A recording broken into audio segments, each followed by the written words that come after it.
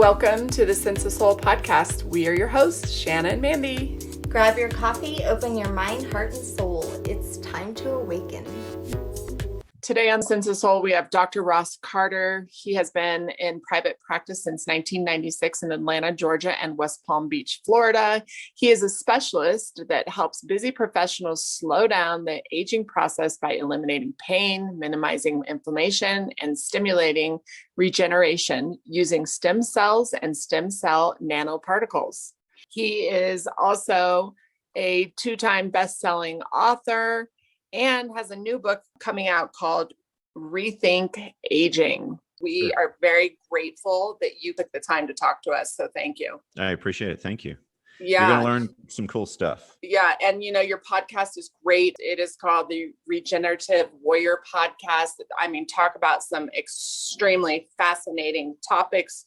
It was really created for me to help other medical professionals. But I found that a lot of people listen to it because it'll have a topic that they're really interested in. Like I did one, a really, really popular one was when I did with Aubrey de Grey about aging. And actually that's part of the book that I created, was talking about aging and how we think about it and how we need to define it. The problem is now we don't have a really good definition of what aging really is. And so I was like, let's make a clear definition. So if we define what it is, then maybe we can come up with solutions to reverse what's going on. And that's really what I'm going to tell you about today. All right, well, let's jump in. So could you define aging for us? Well, when you define aging, first of all, you've got to look at it in context. What are we talking about when we're aging? For example, like when I talk to big groups of people and I ask everyone there, I'm like, tell me your definition of aging. And so I'll get different variations of what it means to people. And I'll get like, it's a process of getting older. And I'm like, okay, that's a good definition. That makes sense. But I say, well, when does that start? I mean, if it's just a process of getting older, do you think of a 10-year-old as getting older? And of course they are. So are they aging? I don't think anybody thinks a 10-year-old is aging. Would you think of that? No. So then if it's not just a process of getting older, then there's more to it. Is there a number? Is it like, is it when you have a 0 after your number, right? Like a 30 or a 40 or 50 or 60, 70, what is it a number or is it an age? And then if you think about it that way, it's like, well, I've seen 50-year-olds that look great and are healthy and strong. And I've seen 30-year-olds that look like, grandma, so there's a lot. So it can't be just a number then. So there's other factors when we're looking at aging to try to figure it out. When I was doing my research on this topic, I came across a gentleman, his PhD, Dr. Aubrey de Grey, and he was talking about aging. And he said that aging really has to do with a cellular process in our body called metabolism.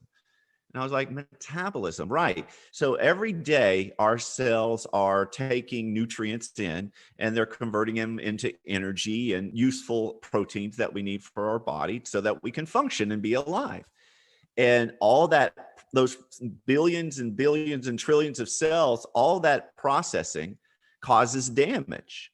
And it's really this damage that causes us to age. What's going on is we have an accumulation of damage over time, right? We get little by little by little by little. Eventually that develops into a problem, right? So you have metabolism that's creating this little minor damage. That damage accumulates to become major damage. And then that damage eventually overtakes our ability to heal that damage. And then it becomes a pathology. So that would be a simpler way to say that. Now, when I looked at that, I was like, that's brilliant, but there's something else missing. There's really multiple things that I like to look at. Metabolism obviously is part of it. But then what about stress? I was like, wait a second, we have stress. We have physical stresses, we have emotional stresses, we have chemical stresses. So I was like, okay, wait a second. So it's metabolism plus the amount of damage that we get from our stress in our life. We could be in an unhealthy environment and inhaling bad fumes that can age us. Have you ever seen somebody who smokes and their face suddenly gets really wrinkly earlier than it should? Well, that's causing damage because of these chemicals, right?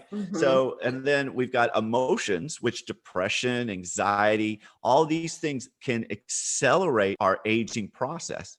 In fact, this last year and a half during COVID, we've aged more than we've ever aged in our history because of all the changes of stress related problems that come about. So it's basically aging is really metabolism combined with the stresses that we receive.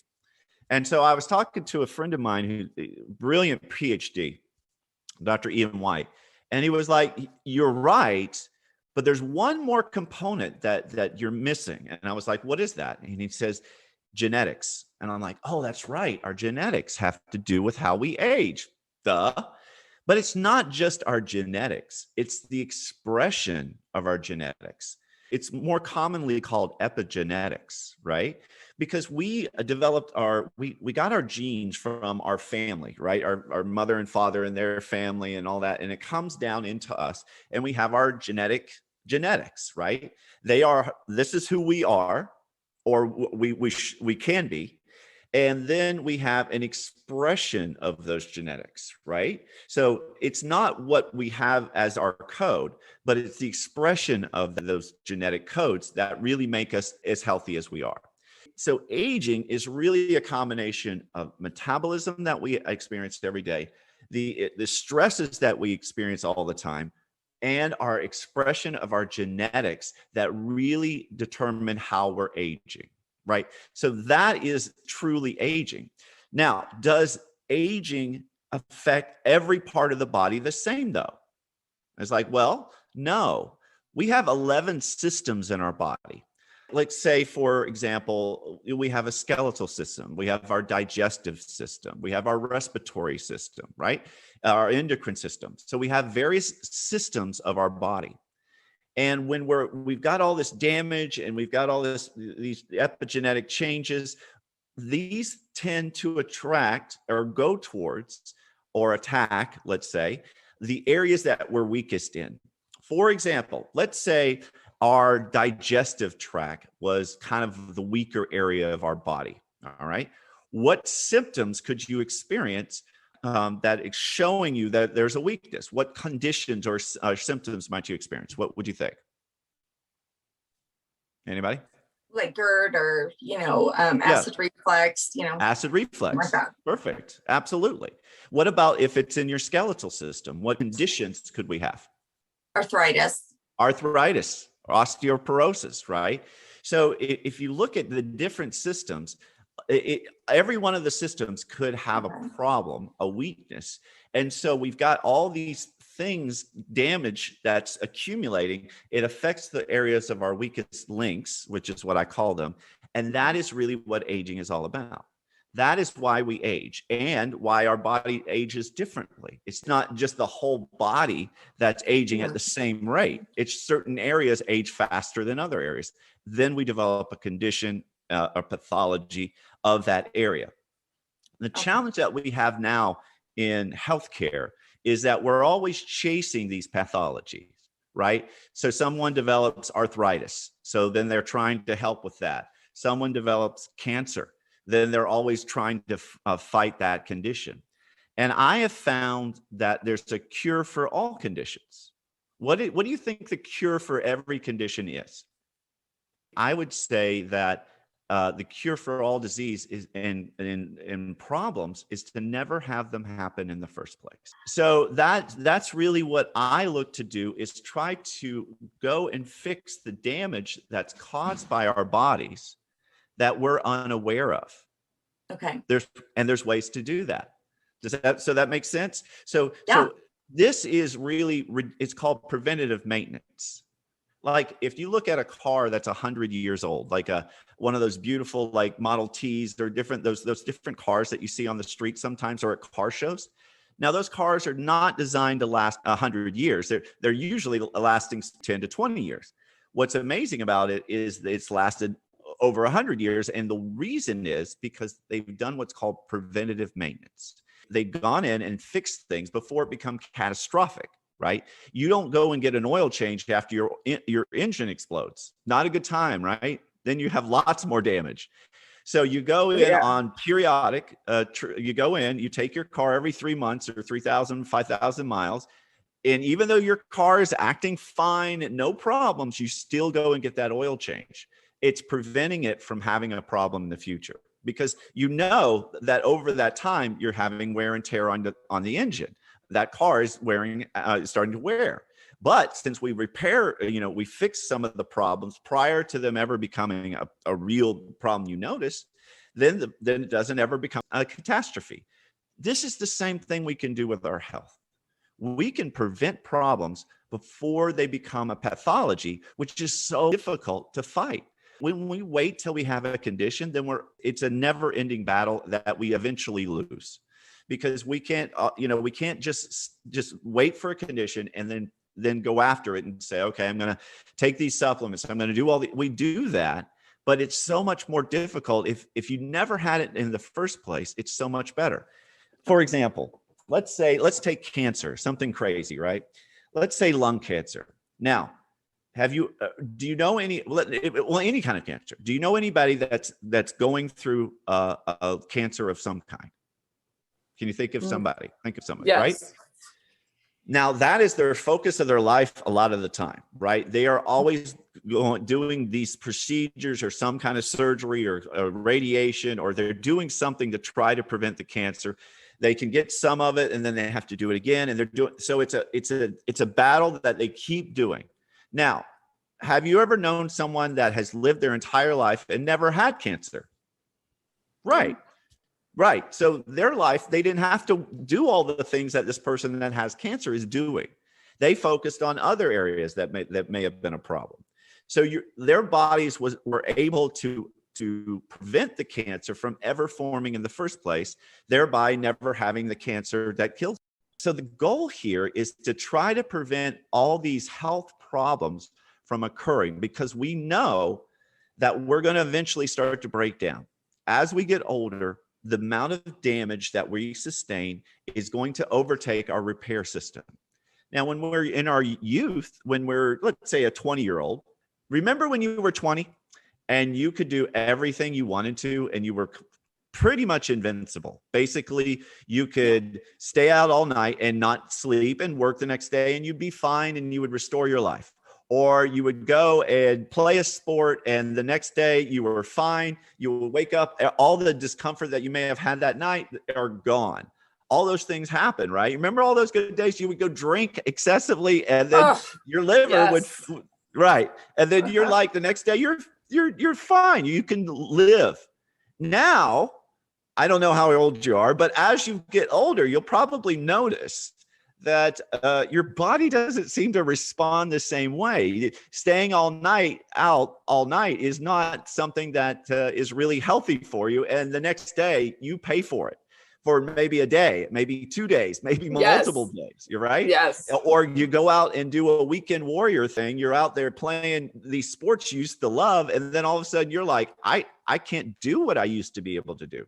So our bodies, when we're young, are able to repair ourselves. That's what's awesome about it. We have a regeneration system that actually can fix all the issues that's going on in our body enough to prevent a problem. So why is it that when we get older, it doesn't work the same?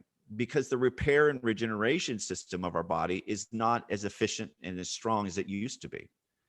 But what if it could be? So this is preventative maintenance. I call it regenerative maintenance. And the reason I say that is it's using some advanced regenerative procedures to stimulate our regeneration system to work overdrive like it did when we were younger. So we stimulate our body to heal like it did, like when we were young. I just did that recently. After COVID, I was having a lot of upper digestive system issues. None of the meds were working. I had CAT scans, ultrasounds. And it wasn't until I started breathing and working with the vagus nerve that actually it went away. Awesome. you actually did some natural things to help a problem that was already there. But what if you had been doing those respiratory techniques prior to ever having the problem? What if you Now were I doing gotcha. So what if you were preventative. doing yoga on a frequent basis where you were working on your respiration? Then maybe the problem never would have surfaced in the first place. Now, how do we know if we're going to have a problem before we have a problem? See, that the problem is like the warning, hey, there's a problem here, we need to fix it. Well, there's different ways to do that. First of all, if you do an activity like I'm a runner, right? Now, guess what'll happen to me eventually because I run? What may be some conditions that I develop? But you might pull a muscle or something. Sure. Most likely, I'm going to have a lot of excess of wear and tear on my joints, in my ankles, my knees, my hips, right? Mm-hmm. So should I just keep running and wait till that happens before I do anything about it? Or is there a way to actually prevent problems in the future? Because I know that I'm putting excessive stress on my joints. So what if I could go in there and do an oil change on those areas before they're a problem? And when I say an oil change, basically stimulate the regeneration of the damage that I've already caused in those areas. So let's say I did a procedure that used something that stimulated my stem cells and did it in my ankles, my knees, and my hips. And that way, in the future, then maybe I will never develop a condition on those areas in the first place, because that's where I'm probably going to develop it. Now, we all do things that will tend to cause different various problems that we know about. If we like to play tennis, then we're probably going to develop problems in our elbows and our shoulder, right? Or maybe our wrist. So you can actually figure out some of the things you should look at and do an oil change on, let's say that, before it's actually a problem. I'm healthy, I don't feel anything, I'm good. And then all of a sudden one day we wake up and we're not good anymore. And then we're like, what the hell happened? Yeah. So there are those ways to do that, is where we go in and we work on preventing problems that is likely to occur because of our activities in our life. That makes sense? Absolutely. The other way is to do epigenetic testing. 23andMe is a great test, right? You can go and get your code read, and guess what it'll tell you? It says you are predisposed to these various conditions. Have you, either one of you, done a 23andMe No, test? I've refused to do it because I believe in the placebo effect too. I believe that I'll just manifest all those things once I see that I have it. Okay. There is some truth in that, yes, but I would rather know before than to wait and say, well, I had the opportunity to, do something about it beforehand, right? So for me, I did the test and it said I have a predisposition in my family, runs for macular degeneration. So what does that mean to me? Well, that means if I know that I have that gene in my body, how do I make sure it doesn't get turned on? Because our genes turn off and on, right? That's how they work. They're either off and on. So I don't want that gene to turn on so that I start to express the condition. So I just do what it takes procedure-wise to say, hey, how do I prevent macular degeneration? Is it through nutritional components or what, right? So then I would take like whatever nutrition that I need to, or do the things I need to do to prevent that problem from ever turning on so that I don't ever experience it. See, the way genes work is pretty fascinating. The expression of our genes is really amazing. Most children, when they're young, can drink milk, right? Because their body is making a gene, or it has a gene that allows us to use an enzyme to break down milk. But as we get older, most adults have lactose intolerance. Now, why is that? Because it's weird. We were the same person and I could do it before, but why can't I do it now? Because the gene that causes the expression of, or the expression of the gene that causes you to be able to create the enzyme that breaks down the milk is no longer on. It's turned off. That's our genetics. It says you're an adult. You're not supposed to be drinking milk. So we're going to turn that gene expression off. And then now you don't have that enzyme, and now you can't break down the milk, and now you're lactose intolerant. But what if we could turn that gene back on? Guess what? You could drink milk again, because that enzyme would be being made. The idea of what I do now is I work on trying to turn on the youth genes that we used to have on that are now turned off. That is true anti-aging, because I'm literally changing your genetic expression, not your genetics, but I'm turning on the genes that you used to have on when you were younger. And you can do that through various regenerative type of procedures. Some would call it, let's say, stem cell therapy. Stem cell therapy is one of those routes that actually can stimulate and get the regenerative system working more strong. And that's really one of the things that I work with is trying to get that happening with our bodies, is stimulate our regenerative system to work more efficiently. Does that make sense? Absolutely. Okay, cool. No, I mean, I'm being seriously, I want to thank you. I want to jump in and thank you for like really breaking this shit down for us, because Sure. it is a lot to understand. So I appreciate you explaining it to us in the way you are. It makes a lot of sense. Perfect. So when you get involved in this field and somebody says, "Hey, I'm interested in learning about these type of procedures," what are available to us? What can we do for these things? So one of the procedures it's called regenerative nanoparticles. Now, unfortunately or not, nanoparticles has kind of gotten kind of a reputation recently because of the vaccine. The vaccine is a nanoparticle that contains RNA, right? It has it's called mRNA, which is the precursor to a protein. What it does is it's a recipe. So the way it works, like with the vaccine, I'll use this as an example, is somewhere in a lab. Now, this is not pro-vaccine or anti-vaccine. So this is just an illustration. I have to always say that because I get attacked when I do this presentation. So I'll say, look, here's how the vaccine concept is supposed to work.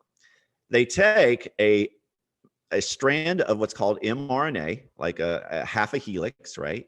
And they put it in a protective coating. It's a little bubble that protects it, because you're going to put it in the body. And if you just left it as RNA, it would be destroyed. But with this little protective coating, it prevents that from happening. They inject that into the body, and these little protective coating, these little molecules go out and they attach to cells, and then they kind of insert the message that's in this little molecule. And it says, here, we want you to start making this protein. Now, the cells of our body, they're protein factories. That's really what they're there for. And so they go in there, and then they start to produce all these different proteins that they're instructed to make. In this case, they make what's called a spike protein. That spike protein is made, it's excreted from the cell, and then the immune system comes in and attacks it, and and then it has an immunity to that type of mRNA again, which would be found on the surface of COVID, right? So that's how the vaccine works. Now we can do the same thing with a stem cell. A stem cell, what it does is if you put a stem cell in your body or move stem cells, you have them all over your body anyway. What it does is it sends messages to the repair cells in our body. So the stem cell itself typically does not make new tissue. What it does is it coordinates the repair of all the other injuries and damage. So let's say, for example, my knee is injured, and I put stem cells of some kind into that area. Those stem cells are not going to create new cartilage if that's what my problem is. They're not going to fix that. But what they will do is they'll stimulate my own repair system, my own cells that create cartilage, to start to work again. And then the cartilage cells can start to regenerate, and it can make new cartilage. As long as my cells are good and they can make that new cartilage, they'll stimulate that production, right? So the goal of what we do is putting these regenerative particles into the joint. In this case, it stimulates the body to start to repair itself. Now, what's cool about it is the way it does it is when it goes in, it sends these little messages like we just talked about, those little bubbles that have this RNA inside. Well, stem cell does the same type of communication. It sends little bubbles with RNA and something called microRNA, which is important. And those go to cells that are damaged and they stimulate them to start to repair.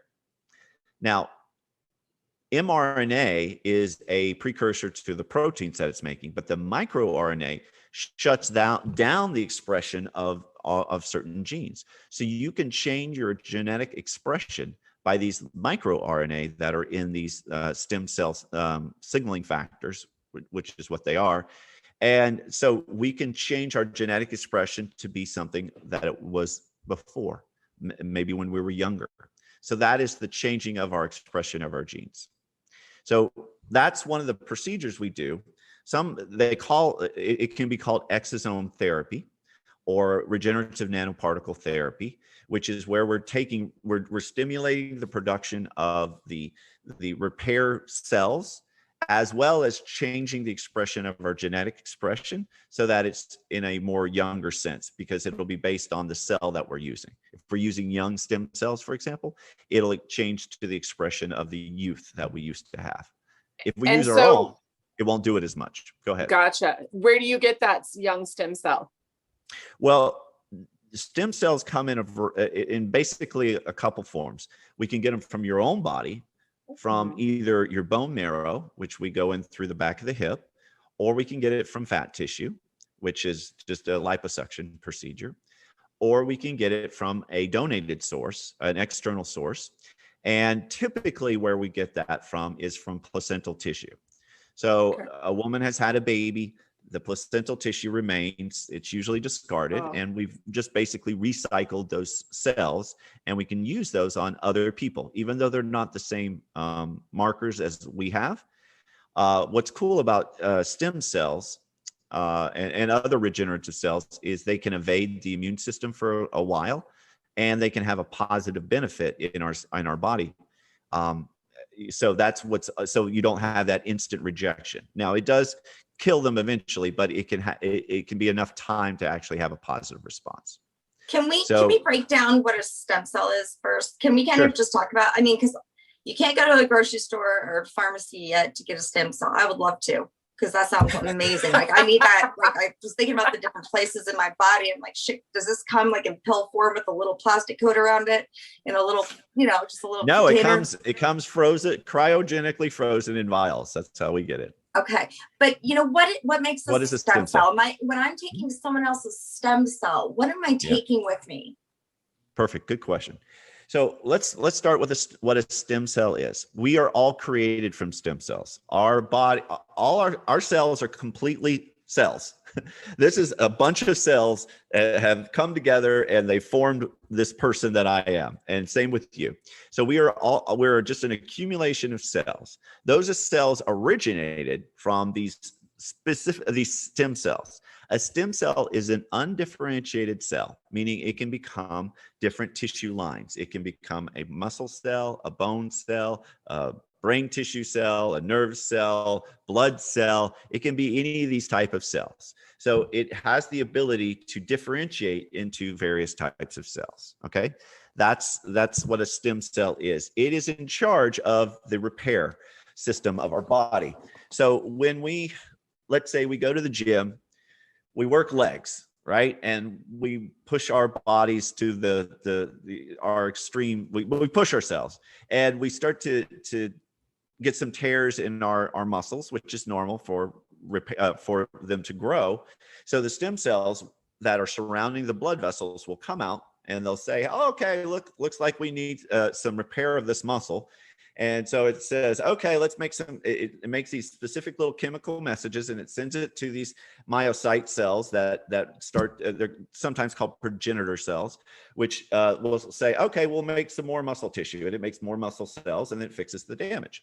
So that's how a stem cell works. It goes and it assesses what needs to happen, and then it stimulates repair. When I'm taking on somebody else's cell, am I taking on part of their genetics or DNA? Yes, you can. You're because a cell will have the DNA of the mothers where it came from. Its host, right? Okay. So yes, you are taking the genetics on. Will that cause a problem? On some people, it may, but usually the amount that you're using is so low that the other cells are able to kill it fairly quickly. Gotcha. It still has the ability to produce a positive response, but there is a concern that that's an issue. So we've been using these type of cells for a number of probably at least 20 years. That's when they first started doing that. And that's an issue. That a problem is what we're talking about is rejection, right? The cells go into your body, they're foreign, and then the immune system attacks them eventually. It doesn't happen immediately because the stem cell can modulate the immune system, which is pretty impressive. So it can kind of evade the immune system for a while. But if what it does while it's doing that is it's sending out these chemical messages. What if we just took the chemical messages and removed the cell? Then we can have something that doesn't cause a rejection at all. And that is this new therapy I'm referring to, which can be called exosome therapy, nanoparticle therapy. So what we've done is this: we've taken these stem cells. Let's say we take it from placental tissue, and they process this tissue, and this is in a lab, and they take out the cells, and then they grow them into these little colonies of cells. Let's say it's MSCs, which is the most common one that you've heard of, the mesenchymal stem cell. And they have a colony of these cells, and then they stimulate them to release their little growth factors, these little exosomes. And then they capture these, concentrate them, and then they use just the signals. Now, the signals, what we found is I have the same effect as the stem cell, but then we don't have the problem of rejection of a live cell because they're tiny little particles. These little particles are the 100th the size of a cell. So they're very, very tiny. So they don't become like, oh my gosh, there's these new cells that are invading my body. It's just these little signals, and those signals go into the cells. They stimulate the response. They have the recipe to make whatever it is, whatever protein, and then that's what starts to happen. That's unbelievable that they can do that. It is amazing. Amazing. Wow. So we can actually reverse some of the aging processes. Can we talk about the meditation and the telomeres and lengthening those also has been proven to lengthen your aging process? There's a downside to talking about telomeres. Telomeres is a double-edged sword. Let me explain to you what that means. Okay. They're really, I in my book, I cover this, and there's 10 hallmark signs of aging. One of those has to do with telomeres. Now, those of you who don't know what a telomere is, let's think of a shoelace with the little plastic end caps on it, that prevents it from unwinding. Well, telomeres are at the end of chromosomes. All right. So they're at the end of the chromosomes, and they prevent those from unwinding. Okay. Now, every time a cell divides, that little telomere, that little protective cap, gets a little bit shorter, right? And then eventually it gets too short, and then it stops the cellular duplication. And it's called a Hayflick response, and it's usually 40 to 60 times. That's how many times a cell can replicate before it's supposed to die. But sometimes it doesn't die, and it becomes a senescent cell, and that's a whole nother animal. So we've got these telomeres that get shorter and shorter with time, and then they stop. So people thought, well, if we just extend these telomeres, then we could have our cells live longer, which is fine, except that there are cells that are called immortal cells. Do you know what those are? Have you ever heard of an immortal cell? No, but I want one. No, I don't. No, you don't. It's called cancer. Oh, I don't want that one. No. You don't want that. Cancer cells are called immortal cells because their telomeres do not shorten, and they continue to be able to replicate. That's why they last, right? So these cancer cells have figured out how to not allow the telomeres to shorten, and then they just stay and they just keep replicating. So it doesn't work for everyone. That's why I said it may work for some. Yeah. So the idea of extending your telomeres so that you have more cell life can be good unless it starts to create cancer, and then it can be bad. So it's a double-edged sword. Okay. Yes. Thank you so much When for you're dealing with telomeres, you're in a scary area that because there's probably a reason that the telomeres are there to shorten and stop. And that is it. And the idea that a lot of scientists think is because it helps to prevent the production of cancer cells. Wow. Okay. Thank you, Dr. Carter. Yeah. No problem. How did you get into this? Like as a little boy, Oh. were you completely like obsessed with science? How did this become your love? Where did this come from? So was I a nerd my whole life? Is that what you're saying? Were you, Dr. Smart. Ross Carter, were you a nerd from birth? No, I was not that nerdy. I did well in school, but I wasn't the traditional nerdy guy. Actually, I got involved in practice in 1996, and I had physical rehab. We had all physical things like chiropractic, massage, physical therapy, and all that. So we were a rehab center. I had those since 1996. And then it kept growing. And in 2011, I was 41 in 2011. And I decided I was single. And I decided, hey, I want to meet girls. I want to meet women. So this is great. This is a question I'll ask you. So here's my solution. Now, this is 10 years ago. I was thinking, where can I meet a lot of women fast and get connections?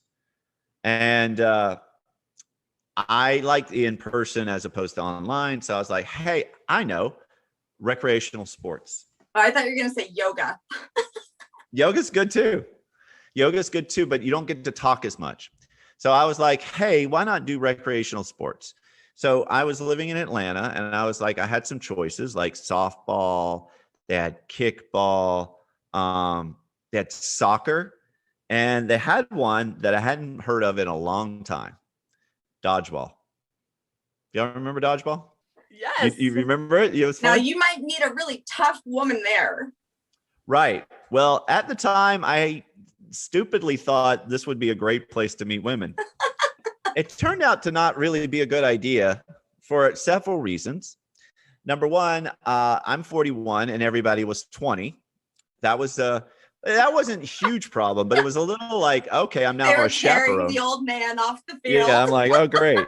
So I'm now the team captain and the counselor and I really all these young. I was like, I'm not going to connect real well with this. So needless to say, that became a problem. And there's other things. There's other problems. Now think about it this way: if I'm wanting to meet other women, and I'm hurling these little plastic red balls at their faces on the other side, and I hit some girl, do you think she's really going to want to meet me for a beer afterwards? I'm going to say, not a chance. How about this? How about if I don't protect my girl teammates from the other guys and they're getting smacked, they're not going to like me either. So it was a bad idea all the way around. It was like, I mean, let's just say one of them did want to go out for a beer after, but you were so damn sore and you pulled a hammy that you couldn't even go. How about that? Yeah, you were almost on it. I actually did worse than that. I threw a ball and tore my ACL. Yep. I was down for the count, man. I was out. So I got, it was weird because I've never had my body fail me before. I never had it. I was in great shape. I mean, I exercised everything. So I was just like, what just happened? That was not supposed to happen. And so I limped off the court, kind of hopped off. That was the end of that. The dodgeball was done. And so I started doing rehab because I thought I sprained it. It didn't get better, not much better. It did a little bit, but I was still favoring my right knee because my left knee had given out. So eventually I was just like, we're literally doing therapy, on it all the time. Eventually I was like, this is not working for me. And I needed a solution. So I went to an orthopedist, and that was a mistake because all he wanted to do was surgery. And I'd seen so many people that had surgeries that had horrible experiences because even when it's a success, they tend to have to go and do another surgery. They have to revisions. They call it nice things like, we're going to go clean up, right? Yeah. That's a nice term for, hey, we're going to do surgery on your leg again, but we're going to call it something else that sounds less invasive, which is clean up. We're going to clean up your knee. Really? Clean it up. Like a vacuum cleaner or something. Yeah. No, we're going to cut it open and we're going to start chopping off pieces. Like, oh, wait, that's surgery. That's not really cleaning anything. Yeah. So anyway, so I decided not to do that. And I was desperate and I needed some solution. And that's when I ran across some information about stem cells, and it was out of Thailand. And so I actually said, you know what, I'm going to go find out if this is true. And I did. And I learned all about stem cells there. And I was like, this is amazing. And then I didn't want to do the procedure there because it's halfway across the world. And if there was a problem, then I'm in trouble. I'm not going to fly again over there. So I came back, and then I found I found where I could get the placental tissues, and it was new.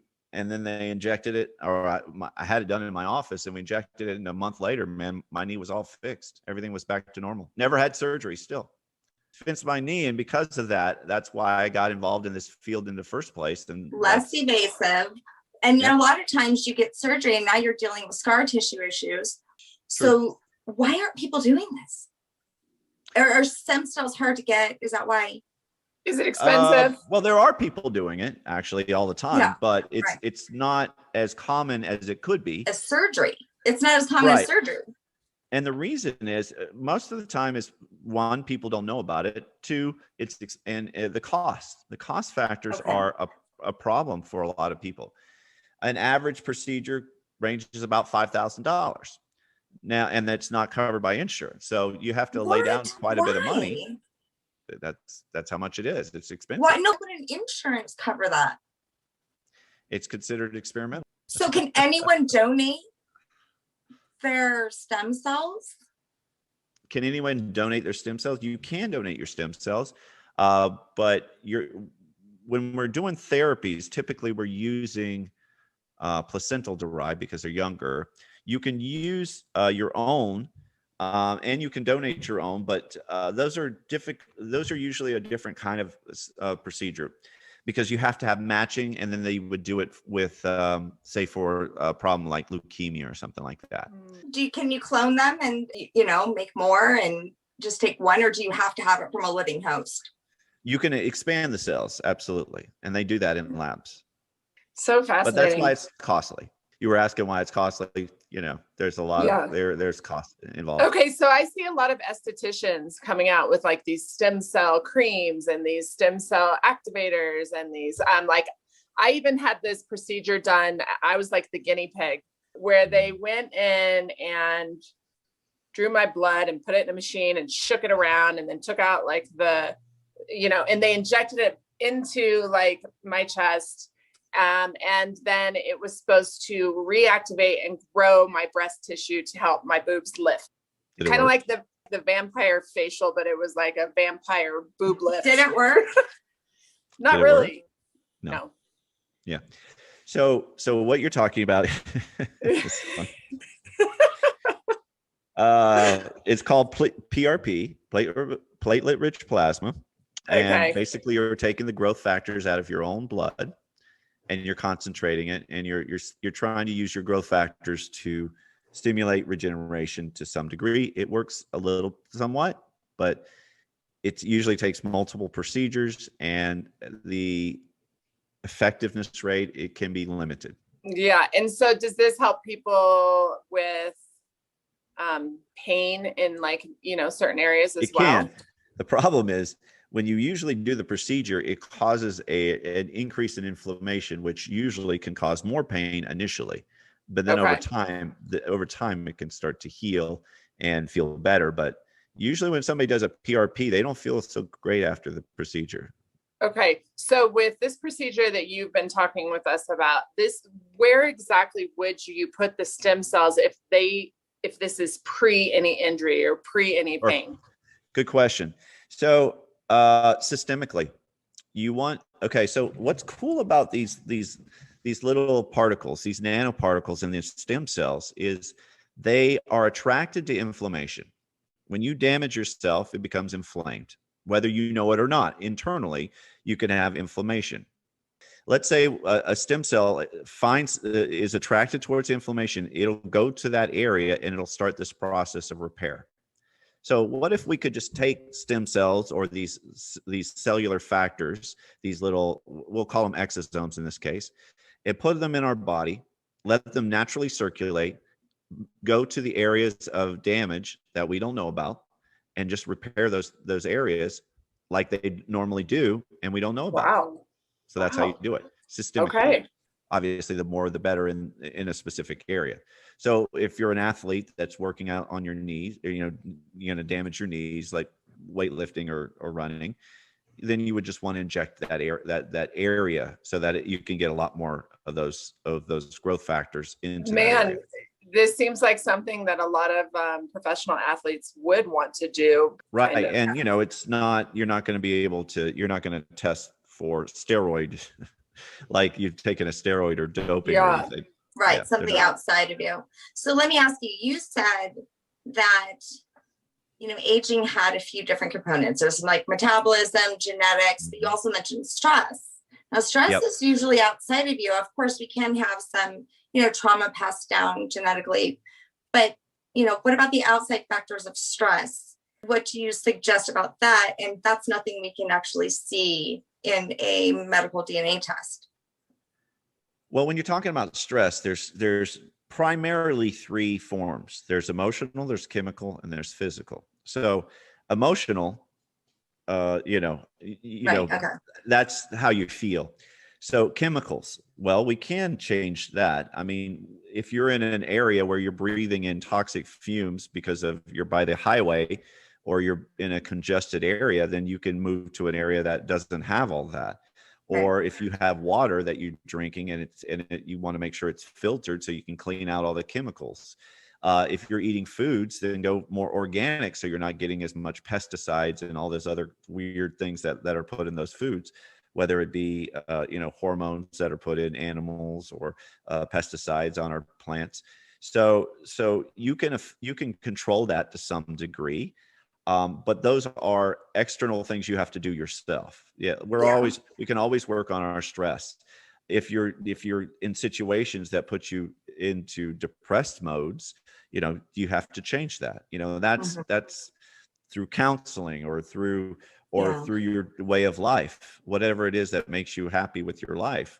So you have to work on those. Those are very vastly different in the way you approach them. Yeah. I wanted to explain, like my dad, in his family, they obviously have some sort of issues genetically with their heart. I mean, even the most healthiest people on his side of the family who've never smoked a cigarette or even drank a beer have heart stuff. Like my dad never had any kind of stress, tools or anything. So what he did was he amplified that. So he turned on that genetic component of heart issues. Now, had he had some prior preventative stuff, he could have maybe prevented that from coming full on. And he died very young. He needed a new heart.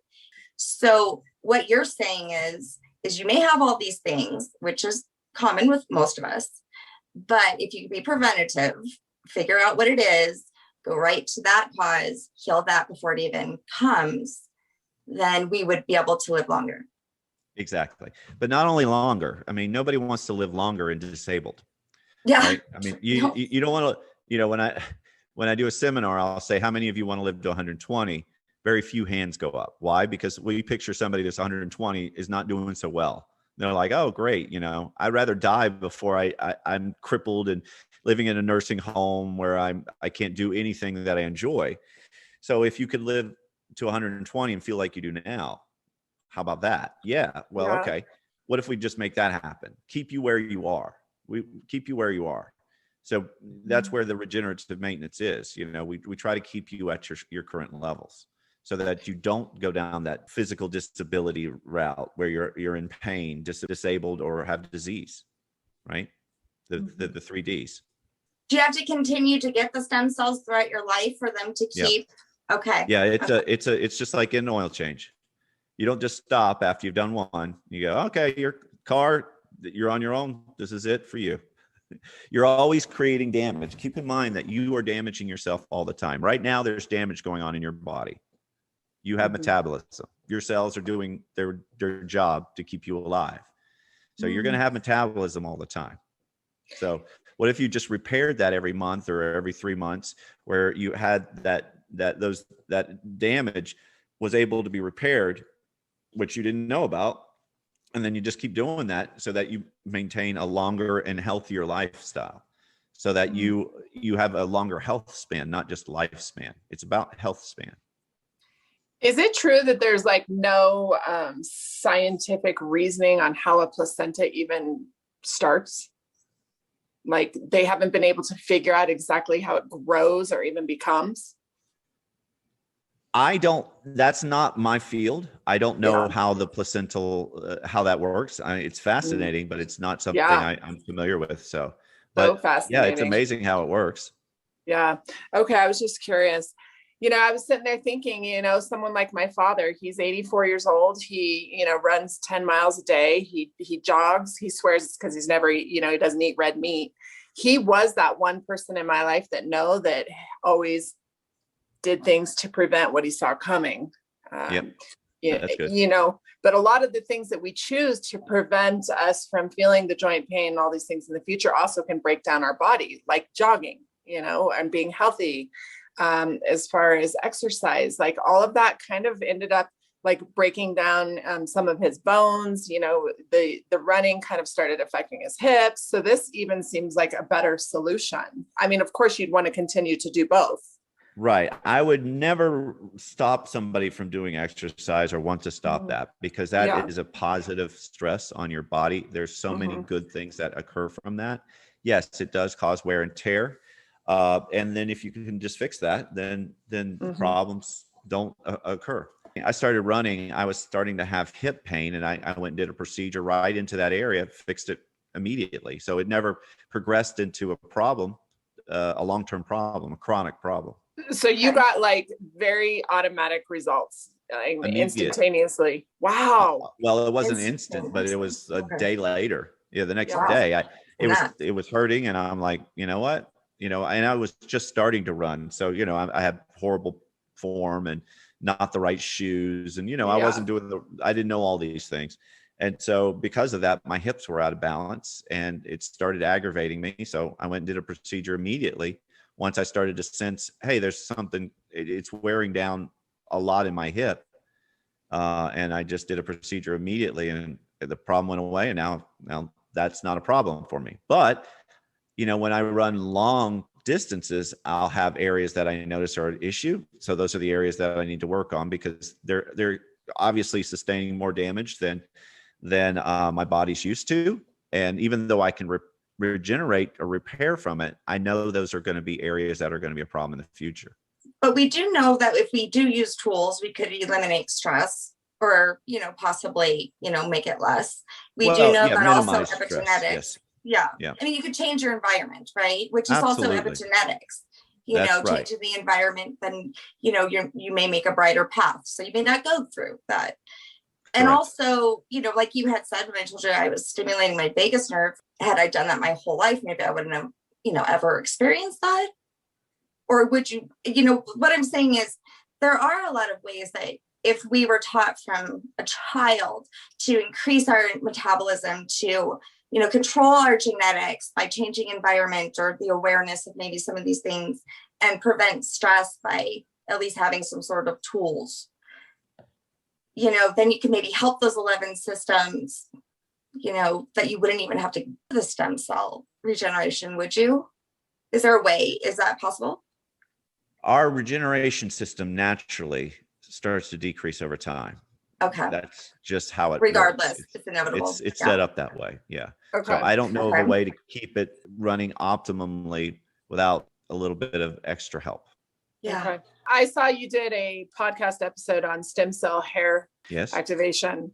So you can use it to help you internally and on the outside physically. In what ways? All your systems. Every way. I mean, what you name it. If you have problems with skin problems, or you have, then we can put it on the skin. You can use it in your hair to stimulate follicle growth.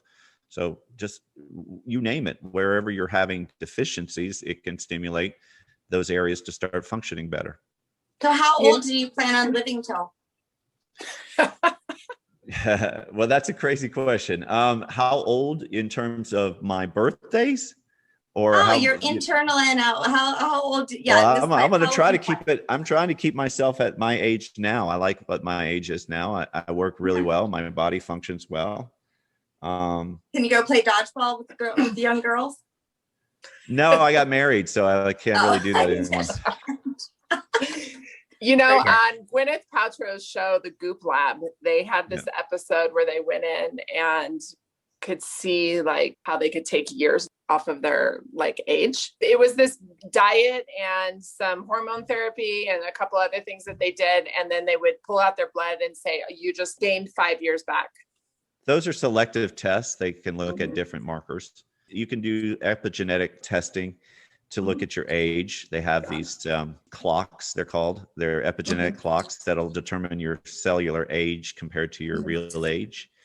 You can use those, but those look at certain markers, and if you change the markers, then you can get changes of the results.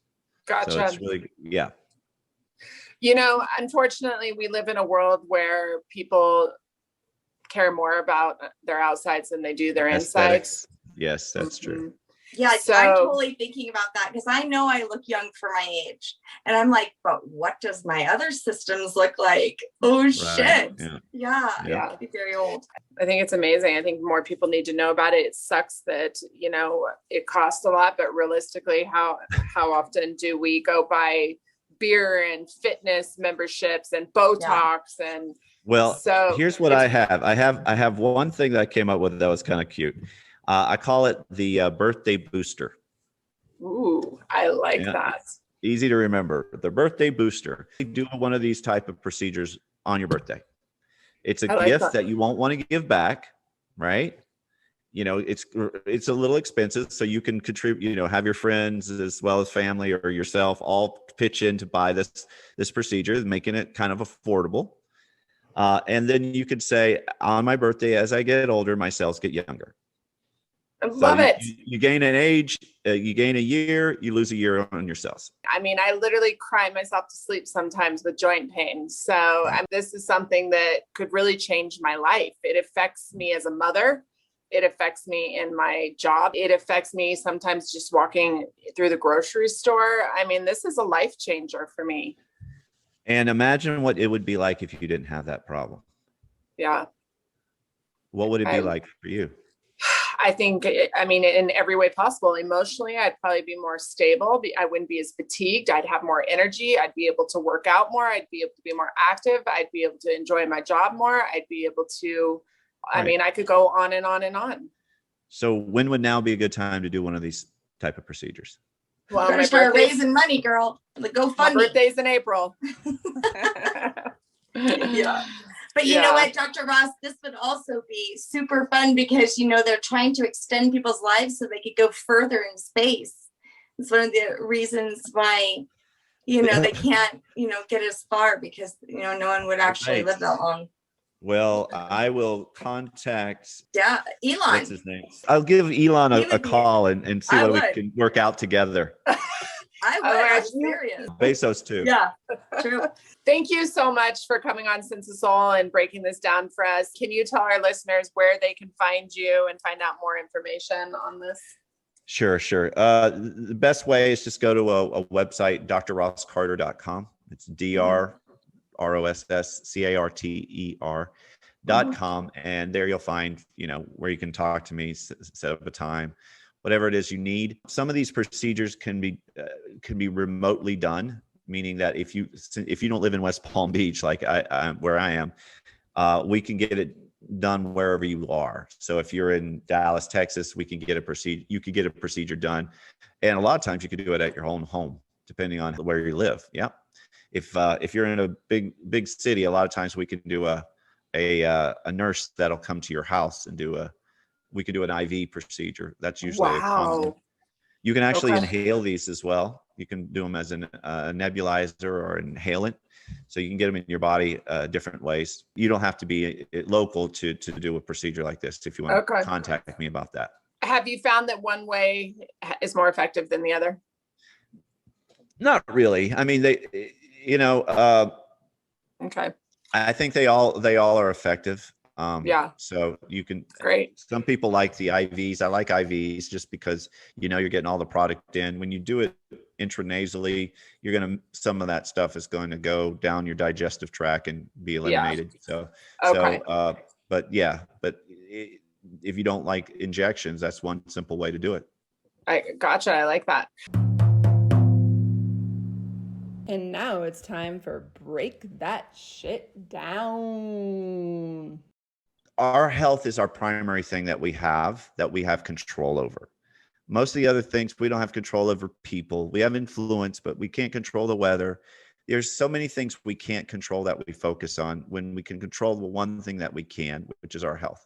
And when you don't have your health, you will pay anything it takes to get it back. We work so hard. We ignore our health to make money, but what happens is we'll have to use all that money to restore our health, you know, and you've got to stay healthy. That is critical. And there are ways to do it and prevent these problems from occurring that are available to you now. Don't wait till you have a problem, because it's so much more difficult to solve after the fact. Don't do that. Do preventative maintenance. Regenerative maintenance, in this case, is so much more valuable to you than trying to solve a problem afterwards.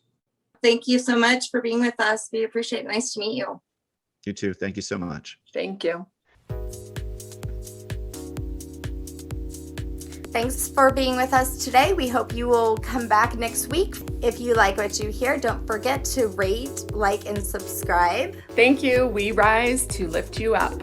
Thanks for listening.